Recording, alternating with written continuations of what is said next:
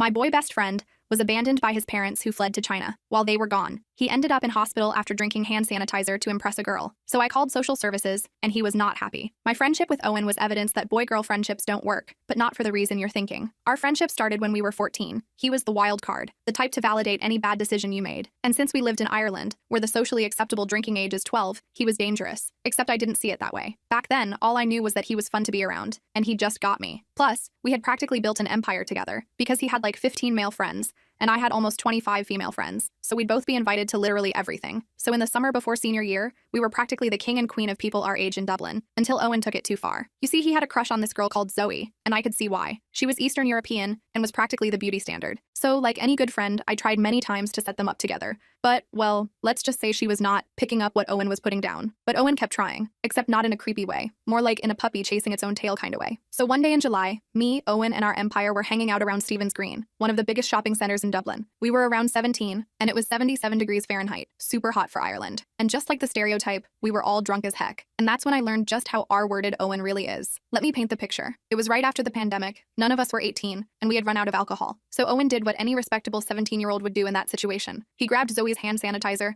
and started pouring it into his mouth. I tried to grab it from him. He won that battle. Our entire empire was laughing and cheering him on, like it was the funniest thing in the world. In that moment, I realized that, to them, we were nothing more than the party holders. Within minutes, his eyes were rolling to the back of his head. He was staggering around and falling into the outside seating area of the nearby restaurants. I tried to pull him to the side and get him to the recovery position, but I wasn't strong enough to do it alone, and no one wanted to help. Until I started shouting at the 6-foot boys with their hands in their pockets. And luckily, we managed to get him to vomit in an alley. My heart was racing while I called the ambulance. But while we waited, he began to regain consciousness. Before I continue, you have to know Owen hates physical contact. Even when our hands accidentally brush against each other, he does a dramatic full-body shiver, and his face contorts into disgust. So when his first words after regaining consciousness were him asking me to spoon him, I almost threw up in my mouth a little. But then I thought about his family that, aside from monthly cash payments, abandoned him in Ireland to start a new life in China when he was just 13. So, mostly out of worry and pity, I did it. Especially since his skin was getting significantly colder, and I wanted to make sure he survived. After an hour had passed, me and Owen found ourselves still waiting for the paramedics. And by this point, he was using what little energy he had left to push me off him, and beg me for a cigarette. I still remember the 17-year-old look of desperation in his eyes. And if I'm being honest, how annoying he was being is what made me finally give in. When he took the first puff, a smile plastered on his face. He looked like a terminal cancer patient being told they're in remission, but halfway in, he was staggering again. I rubbed my temples together and tried to remind myself that his home life was even worse than mine, that he was just trying to cope, until he threw up again, because mixed in with the bile was red, like a lot of red. And the paramedics made it even worse, because when they arrived, they refused to treat him. "I'm not treating another substance addict," one of the ladies said, laughing. Another one just stood there waving at him, "Sayonara, Asian boy," before driving away. Owen started shivering, and tears were streaming down my face. I couldn't call my parents because I knew they would injure me and kick me out of my house. I started screaming at them that he wasn't an addict. It was just a stupid dare, but they were already walking back to their ambulance. "He needs to sleep it off. Call his parents to pick him up," the older one called over his shoulder. They drove away, leaving me sitting there in shock. Owen had started vomiting again, but this time I noticed something terrifying. There was blood mixed in. Actual blood. I was completely panicking now. I couldn't call my parents. They would absolutely kill me for drinking, and probably kick me out. Owen's parents were literally on another continent. Most of our friends had abandoned us. In desperation, I called the one person I'd promised never to involve in my messes, my cousin Morgan. Morgan was 24 and worked as an EMT in a neighboring district. She'd always been the responsible one in the family, and had lectured me countless times about my partying habits. She was also the only person in my family who knew the full extent of my double life, and had kept my secrets, even while disapproving of my choices. The last time I'd seen her was at a family dinner where she'd pulled me aside and warned me that I was heading down a dangerous path. I'd rolled my eyes and told her to mind her own business. Now here I was,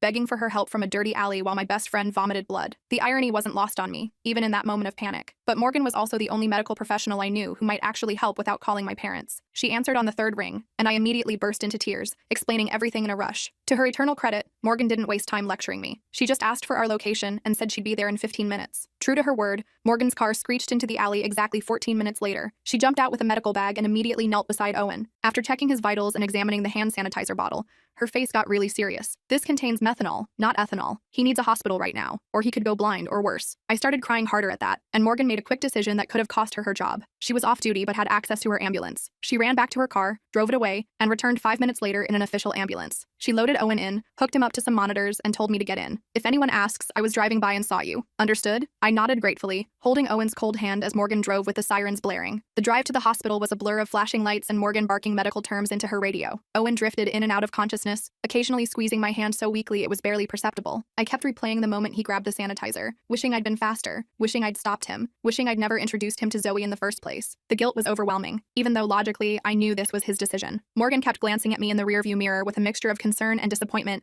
that made me feel about 2 inches tall. At the hospital, things didn't get much better. The intake nurse recognized Owen immediately, which was another bad sign. Kim again? She said with a sigh, looking at his chart. 3rd alcohol poisoning this year. He's taking up a bed someone else needs. Morgan stepped in professionally. This isn't standard alcohol poisoning. He ingested methanol from hand sanitizer. He needs methanol antidote protocol immediately. The nurse still seemed reluctant, so Morgan pulled her aside and had a whispered conversation. I couldn't hear everything, but I caught phrases like parents in China and effectively abandoned and potential organ damage. Whatever she said worked, because they whisked Owen away on a gurney. The next few hours were a blur of paperwork and questions. A doctor told me Owen had severe methanol poisoning, which could have been fatal if we'd waited much longer. They pumped his stomach and started some treatment with ethanol, actual drinking alcohol, which apparently counteracts methanol poisoning somehow. The doctor explained that methanol breaks down into formaldehyde and formic acid in the body, which are incredibly toxic, but ethanol prevents this conversion by keeping the liver busy. It was weirdly ironic that they were actually giving him medical-grade vodka through an IV to save his life. They needed parental consent for the full treatment protocol though, which meant I had to admit that Owen basically lived alone. His parents paid for everything remotely,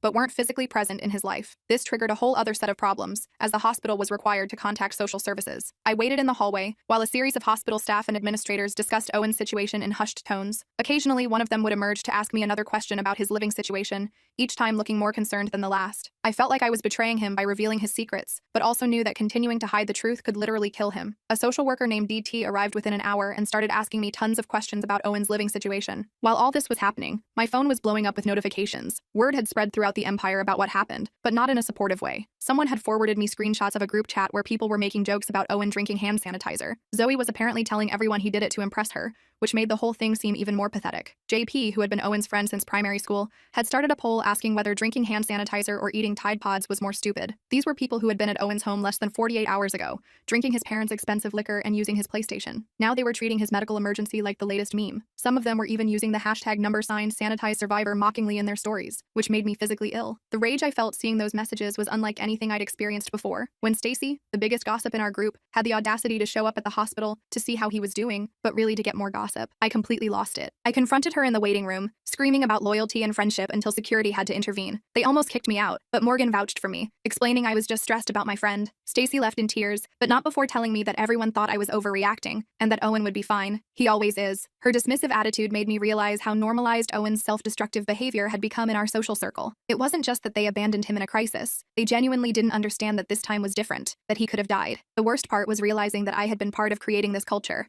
laughing along at his previous stunts, filming his dangerous behaviors for our entertainment. The line between harmless fun and potentially fatal recklessness had been blurred for so long that no one, including me, recognized when it was finally crossed. 2 days later, Owen was still in the hospital. The social worker, DT, had investigated his living situation and confirmed what I'd said. His parents paid for an apartment and sent money for food and expenses, but they hadn't physically been in Dublin for over 6 months. They communicated with him mainly through brief WeChat messages. DT explained she was building a case for emergency emancipation, which would legally recognize Owen as independent. In the meantime, the hospital had to keep him under observation. When Owen finally regained full consciousness, his first reaction was to try to minimize everything. It wasn't that serious, he insisted, despite the IVs still attached to his arms. Can you help me get out of here? My parents will freak if they get the hospital bill. That's when I finally lost my patience with him. Are you fucking kidding me right now? I exploded. You nearly died from drinking hand sanitizer. The doctor said you could have gone blind or had brain damage. Your friends all abandoned you and are now making fun of you online. And you're worried about a bill your rich parents will barely notice? He went cold at that, shutting down emotionally like he always did when confronted. You didn't need to involve Morgan or tell them about my parents, he said quietly. Now I've got social services on my back. Thanks a lot. We argued for nearly an hour, with me calling him self-destructive and ungrateful, while he accused me of overreacting and ruining his life. It was our first real fight after 4 years of friendship. I left that night feeling like maybe our whole relationship had been built on partying and mutual enabling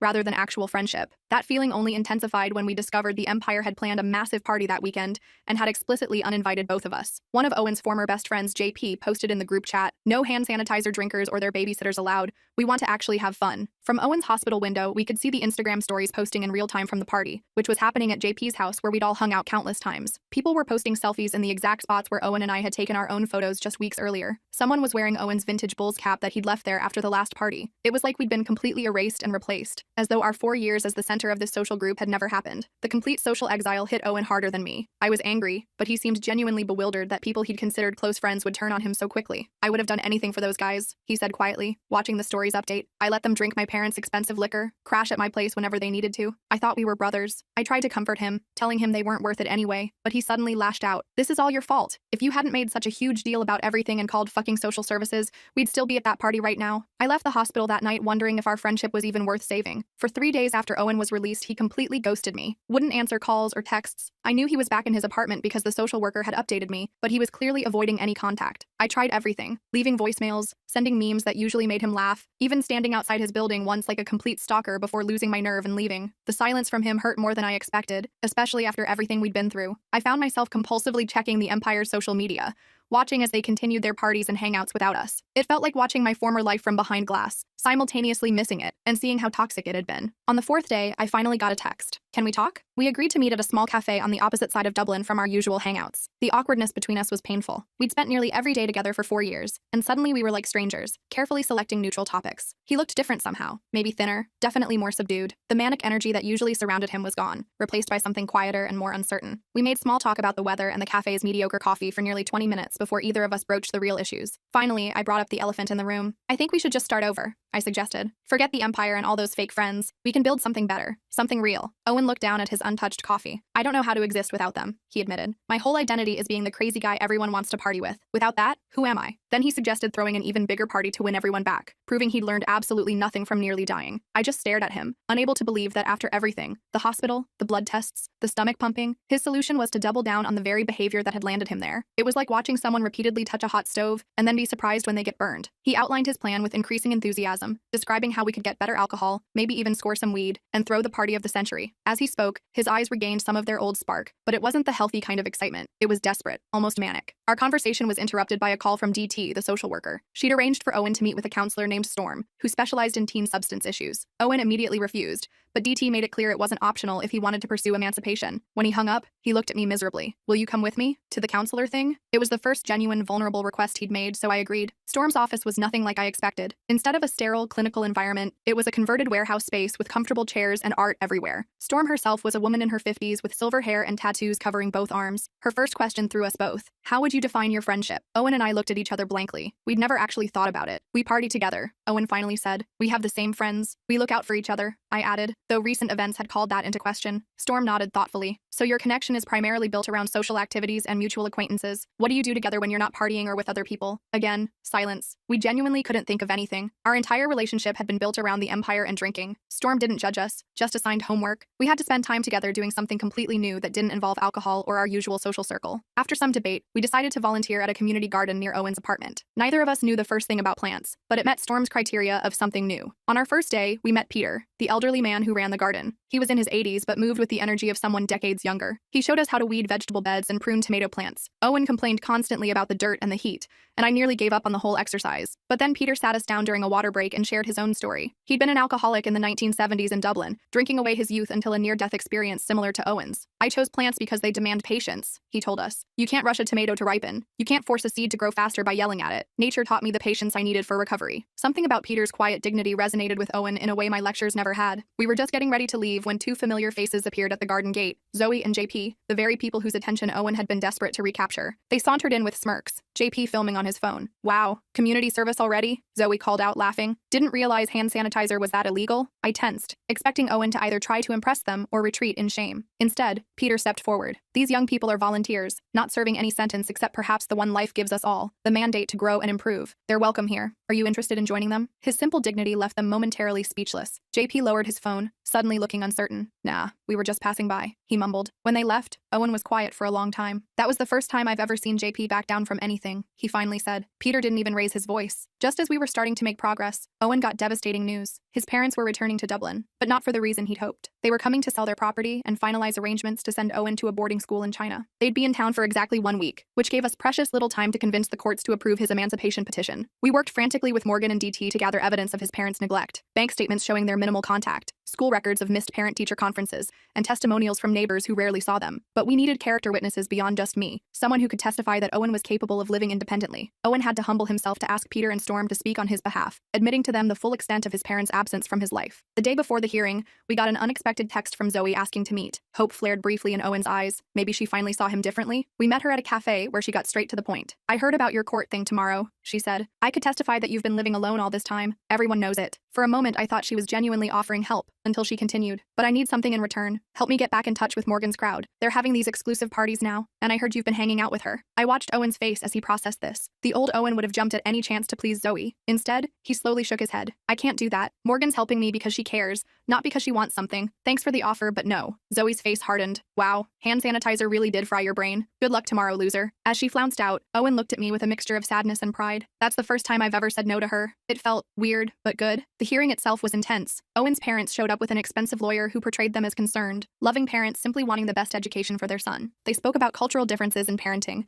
and their desire to give Owen independence while supporting him financially. It was a convincing performance until Owen's barrister cross-examined them. When was the last time you attended a parent-teacher conference at Owen's school? Blank stares. Do you know who his best friend is? They pointed at me but couldn't remember my name. The real breakthrough came when their lawyer accidentally referred to Owen as their obligation, rather than their son during closing arguments. The judge noticed, raising her eyebrows slightly before granting temporary emancipation pending a 6-month review of Owen's progress. Outside the courthouse, Owen was ecstatic. We should celebrate. Let's throw a party at my place. Just us and some actual friends this time. When I hesitated, his face fell. What's wrong? I thought you'd be happy. I am happy for you, I said carefully. But celebrating with alcohol after everything that's happened, it feels like going backward. You sound like Storm, he complained. One drink isn't going to kill me. It's not about one drink. It's about patterns. We fall back into the same habits and you've changed, he interrupted, anger flashing in his eyes. You used to be fun. Now you're just boring. He stormed off, leaving me standing alone outside the courthouse. For the next week, I threw myself into gardening with Peter, ignoring Owen's increasingly frequent texts asking if I wanted to hang out. Peter noticed my distraction and finally asked what was troubling me. I explained the whole situation, our toxic friendship, the Empire's collapse, and my fear that Owen was slipping back into old patterns despite everything. Peter listened without interrupting, then said something I'll never forget. True friendship isn't about making each other comfortable in destructive habits. It's about being honest even when it hurts. That night, I wrote Owen the longest message I'd ever sent him, explaining why our friendship as it existed before couldn't continue. I told him I cared about him too much to watch him self-destruct again. I said I didn't want to be his enabler or his babysitter, but I also didn't want to lose him entirely. I explained that real friendship meant wanting the best for each other, even when it was difficult. After I sent it, I was sure he'd hate me forever. 3 days later, he showed up at the community garden. He was sober, his eyes clear as he asked if he could talk to me privately. I read your message like 50 times, he said when we sat down on a bench away from the others. At first I was pissed, then I was hurt, then I realized you were right. He explained that he'd gone to an extra session with Storm, showing her my message. She said it was the most mature thing she'd seen from either of us. She also explained something I never understood before, why boy-girl friendships like ours don't work. I raised an eyebrow, assuming he meant the usual cliche about romance inevitably developing. Not what you're thinking, he clarified. She said friendships don't work when they're built on enabling and codependency rather than genuine care. That's what we were doing. I validated your need to rebel. You validated my recklessness, and we called it friendship. Over the following months, we actually rebuilt our relationship from scratch. I helped Owen navigate living independently while he started taking classes at a community college. We still hung out, but instead of wild parties, we had movie nights and study sessions with Morgan and a few new friends we'd made through Peter's community center. Sometimes we'd spot members of our old empire around Dublin, but they felt like strangers from another lifetime. By Christmas, exactly 5 months after the hand sanitizer incident, Owen received formal emancipation. We celebrated with sparkling cider in the community garden greenhouse that Peter had let us renovate as our project. That night, Owen told me something he'd never admitted before. I kept you at arm's length all these years because I was terrified of genuine connection. After my parents basically abandoned me, I figured everyone would eventually leave, so I never let anyone get too close. I confessed my own truth. I enabled your behavior because having an empire made me feel less invisible in my own dysfunctional home. My parents barely noticed me unless I was causing problems. We're not perfect now. He still sometimes yearns for his wild days, and I still occasionally enable his bad ideas. But we're learning. Our friendship works now because we've stopped trying to escape our problems through each other, and instead face them together, side by side rather than falling into each other. And that's the real reason why boy-girl friendships like ours don't work without effort. Not because they inevitably turn romantic, but because without honesty, boundaries, and genuine care, they become just another way to hide from ourselves. So yeah, that's the story of how I watched my best friend drink hand sanitizer and accidentally destroyed our teenage empire. Not my proudest moment, but maybe sharing it here will help someone else recognize toxic patterns in their own friendships before they end up in an alley holding their half-dead friend while waiting for an ambulance. Dublin teenage social scene, man. It's no joke.